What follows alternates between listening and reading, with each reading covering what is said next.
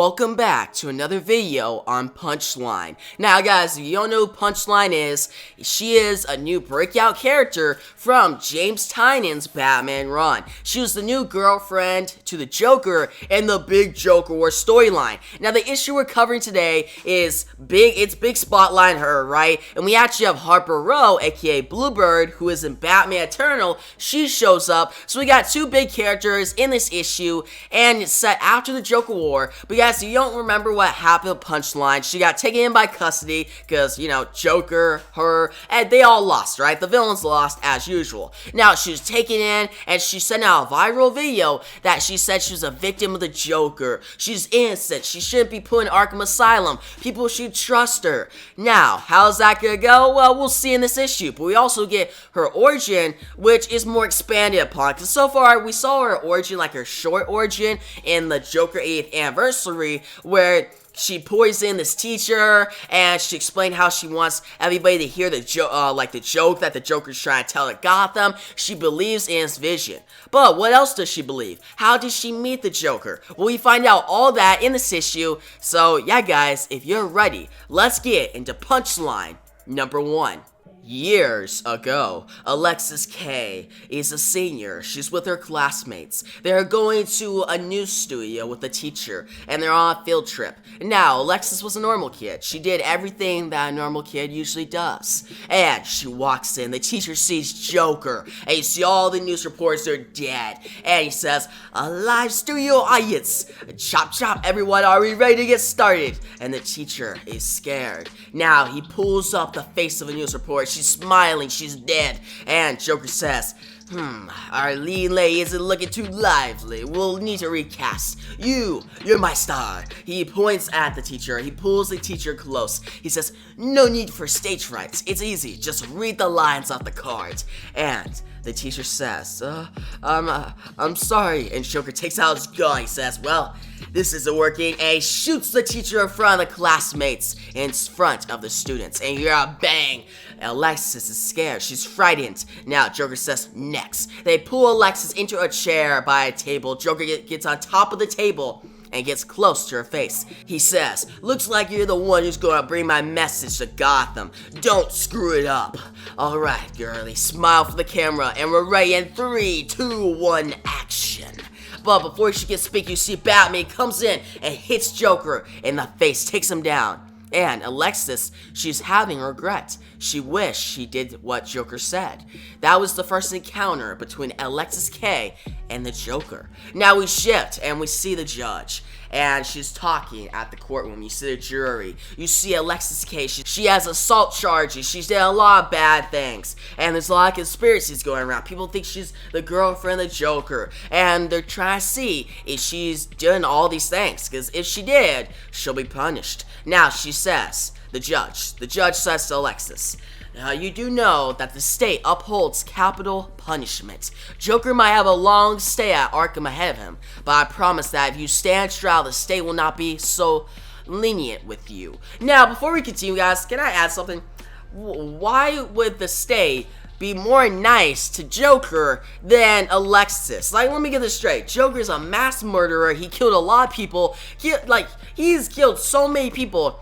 And their solution every single time is just, hey, let him rot in prison. Don't put him in the electric chair. Don't just kill him off like that.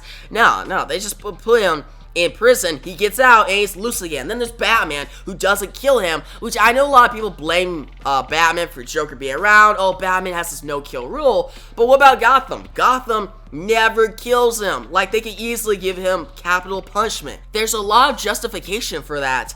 And I can just see some guards who are with the Joker. Should we kill this guy? Like, right now. Like, actually, put him in an electric chair. Kill him off.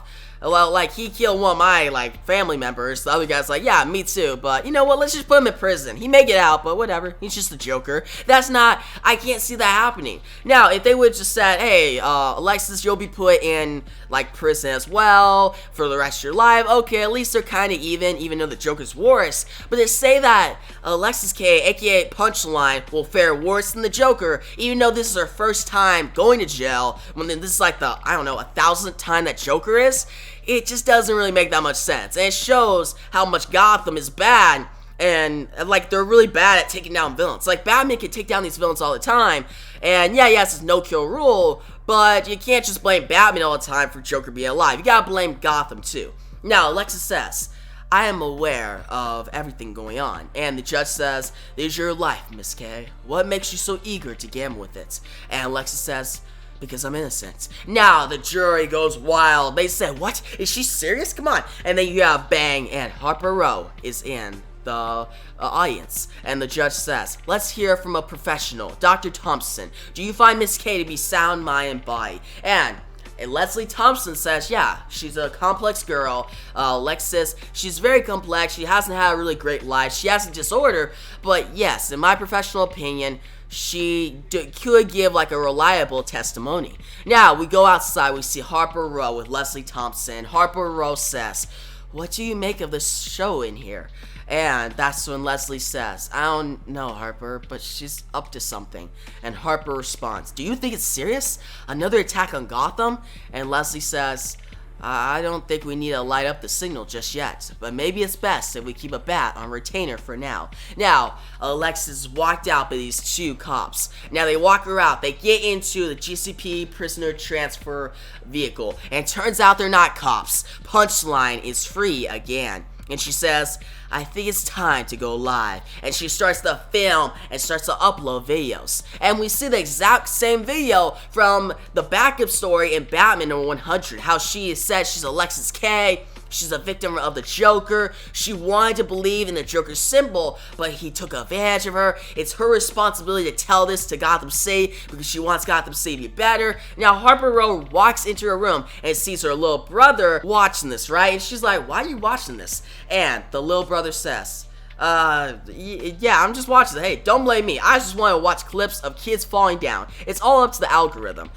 Do you think she is, though, like, innocent? And Harper says, who's that? And that's when, the brother says, Punchline, do you think she's really sorry? And Harper says, I don't know that it matters right now, honestly. She did bad things, whether she feels guilty about it or not. She needs to be held responsible. So, the brother keeps thinking that, hey, maybe she's innocent, maybe she's actually sorry, where Harper's like, no, that can't be it. I don't think, like, she has this mindset that, no, Punchline, she's evil, she worked with the Joker, where the brother thinks that she can have some redemption and that she's actually innocent. Now, Harper goes out, and the brother has to stay in because at this point in time, a Joker war is going on. Now, the brother, he gets his video games, he gets some food, he chills out, but he gets a private message from this guy. And the guy says, hey, have you heard about the Punchline podcast? All her different stories about how she believed in the Joker's symbol. And the brother points on it, and he says, she looks so average. And he starts watching the podcast. Episode 1, The Reservoir. And this Reservoir episode shows that Punchline knew about the time of the clown gimmick. The time when Joker used the chemicals that transformed himself into the Joker to pretty much pollute the different, like, water in Gotham. It caused a lot of people to die. Batman fought off against him. And Punchline really rings home this idea that the Joker had a different perspective on Gotham. That it wasn't what Batman wanted to be. Gothamites are way different. This whole city is corrupt, and that's the way it should be. Now we go to episode 11, The Asylum.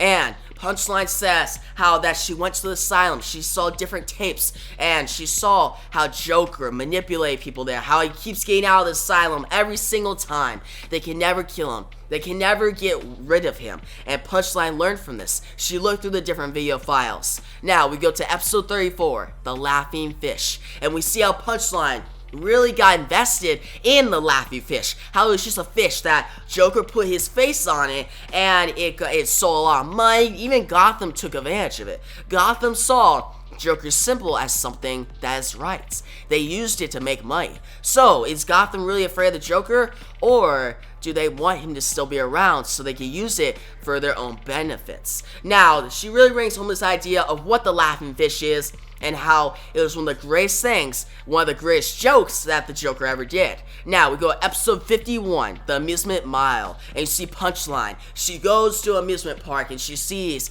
how Barbara Gordon was affected by the Joker, how James Gordon, aka Commissioner Gordon, was affected, all these different people, how Joker had this amusement park, the place where he would drive people crazy, and Punchline looked into it, and this place drove her crazy. She finally started to believe in it simply even more entirely. Now, we see Harper Row, and she's at the table. She hears this. She says, I wish you wouldn't listen to that at the table. The brother listens to Punchline's podcast even more and says, thanks for listening. If you want to track down the Joker, you can help by donating to, and the brother says, I can put on my headphones, and Harper says, I wish you wouldn't listen to it at all. And the brother says, what's that supposed to mean? And Harper says, I don't think it's healthy to dedicate that much brain to space to a bad person. And they have an argument that how the brother says, hey, you're not her judge. You can't just judge her. She may be innocent. She sounds innocent. I can actually see where she's coming from. And Harper is actually afraid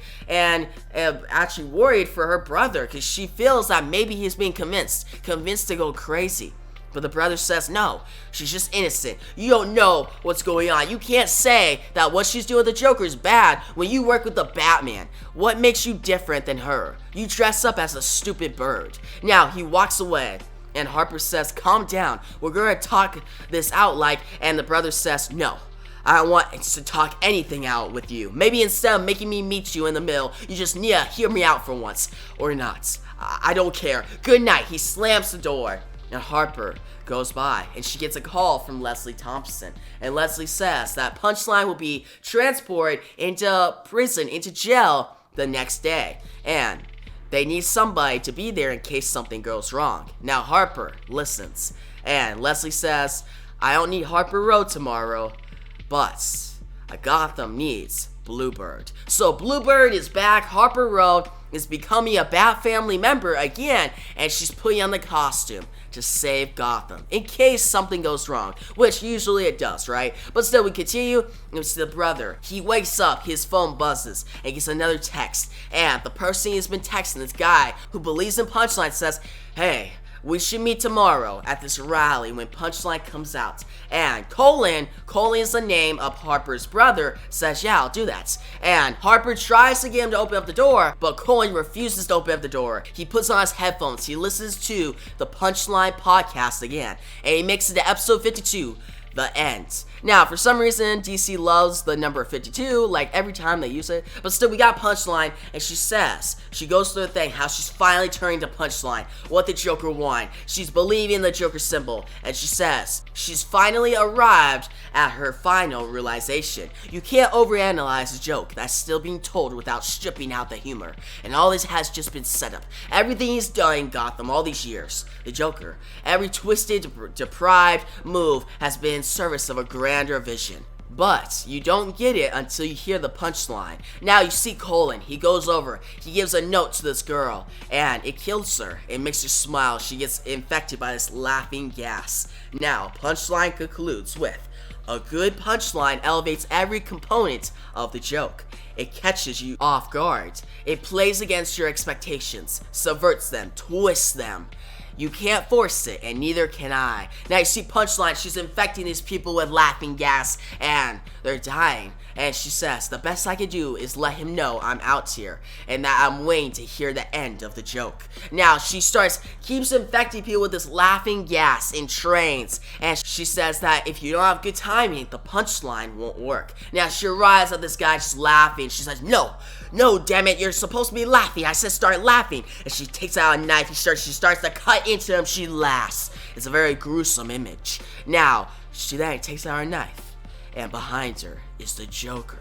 And the Joker says, you don't have the formula quite right. And Punchline looks at him as he has his hand on her hip.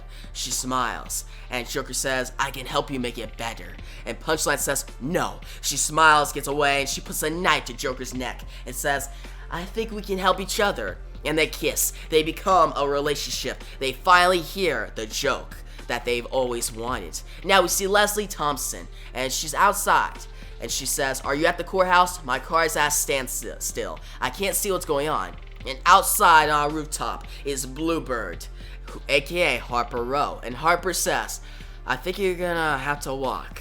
And she looks down and sees a whole rally as the car arrives with Punchline in it. Now, all these different people are rallying. All these different people say, free Punchline. They believe in the symbol that Punchline has created. Now, Colin shows up and sees this guy. They meet up. He gives Colin a mask.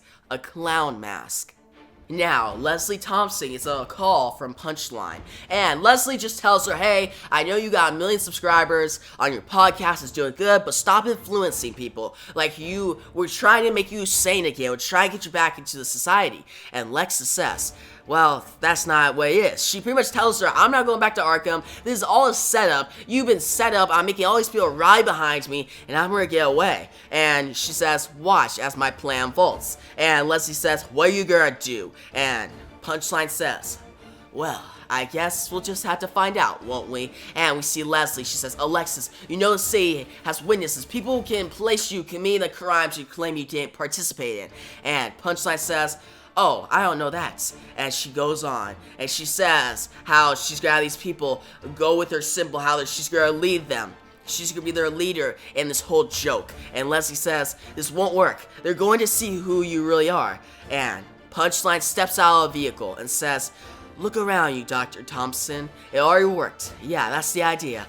He chose me to send his message, Leslie. And I'm just getting started. So the Joker sent Punchline to send this message to get more people to rally behind the Joker. You see Punchline, she gets out of the car, she's crying. All these people are saying, free Punchline. Now, she starts to walk, she looks at all these signs, all this cheering. She says, thank you, I don't know what to say, just thank you. She walks in, and everybody says, no crime, no time, no crime, no time. They all look out. Leslie gives a dirty look.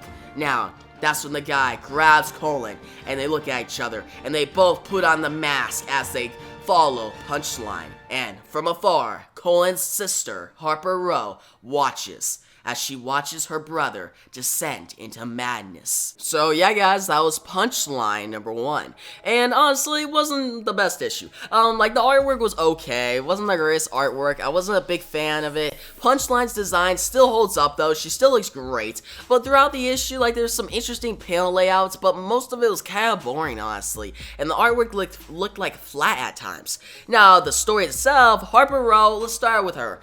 I never was a big fan of her character in Batman Eternal and the New 52. She just wasn't really interesting to me, and here she isn't that interesting either. She just feels like another Bat family member that doesn't really do that much. Like, compared to Cassandra Cain or, like, actually, like, spoiler, other big characters that deserve their due, they're way better than Harper Row. Like, I know there's maybe some Harper Row fans that are kind of getting mad right now, like, hey, why don't you like Harper Row? For me, she just doesn't have anything interesting in her, other than she's a part of the Bat family. And she's, you know, a Gotham citizen, I guess, but she's not really cool. Now, it was cool to see Leslie Thompson. She was good, but she wasn't in it enough. Now, Harper Row's brother, how he was looking into the tapes about Punchline and how he eventually descended into that madness following her, that was kind of interesting, but at the same time, it led to multiple pages of just a bunch of words, guys. Like, that's something about James Tynion sometimes that he gets.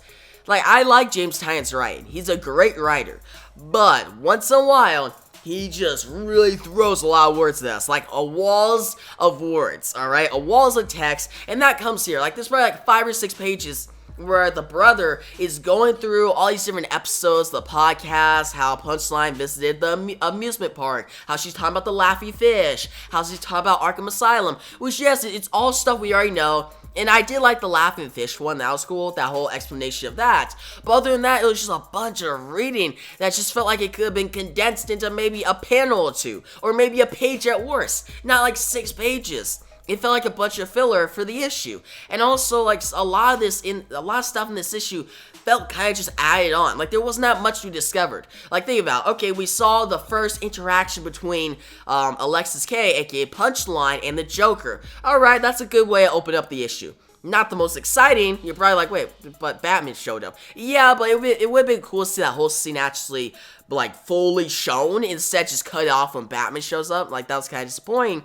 But still, we saw that first interaction. Then we got Punchline. She's getting all these followers. She's manipulating people. She's being the message that Joker wants. Alright, stuff we already knew from the backup story of Batman number 100. This just kind of just showed it more in our face. Like, if you didn't catch it there, you'll definitely catch it here. But still, with the artwork, there's certain scenes, guys, especially with the brother, where he's like looking at his phone and stuff, that I was just like, man, the artwork could be way better here.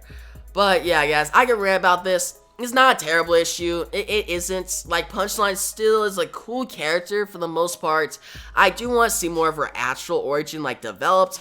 And it's just that this issue felt very filler to me. And Harper Row, like, is not my favorite character at all. Probably one of my least favorite Bat family members. And the ending, I'm not invested in her brother at all. Like, who cares? Like, the only thing I want to see is, okay, what does Punchline do next? Which we'll probably see in the May Batman title. And if they do like a one-shot about Harper Row and the brother and how she tries to save him, I don't know. I don't even know if I'll read that. I'll probably read it just for this channel. But for now, this story, this issue, didn't really sell me on the idea. So overall, I'm going to give this issue, guys, a 6.5 out of 10.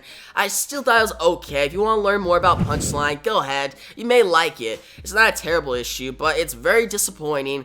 And it's just not that great, guys. James Tynion, his worst attributes were in some of this issue, guys, about all the walls of text. Like, it was a slog to read at times. But guys, in the comment section below, tell me what you thought about this issue. Did you love it? Did you hate it? What do you think about Harper Row? Are you one of those fans who love her? Or do you think she's just kind of generic? Also, what do you think about Punchline? How can her character be developed more? And did this issue do anything to develop her character more? Or was it just kind of filler? You guys tell me all your thoughts down below. And yeah, guys, thanks for watching, and peace out.